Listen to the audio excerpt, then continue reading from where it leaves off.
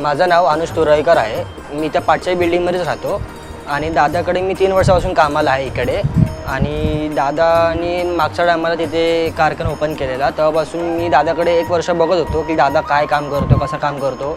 मग त्याचं नेक्स्ट वर्ष मी दादाला विचारलं की दादा मी इथे येऊ का कामाला, बिकॉज मला इथे आवड आहे काम करायची. तर दादा बोललं की बरं तू इथे ये कामाला. मग दादांनी मला इथे सगळं कामं शिकवली, फिनिशिंगची कामं शिकवली आणि ही मूर्ती कशी फिनिश करायची, कशी काढायची, कशी तिला प्रोसेस करायचं, सगळं दादाने शिकवलं आम्हाला.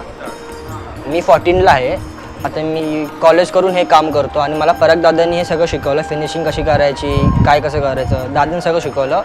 आणि मी ते 3 वर्षापासून काम करतो. आणि हा परत दादांनी आम्हाला सगळं पोरांना सांभाळून घेतो, सगळं काय चुकलेले माफ करतो.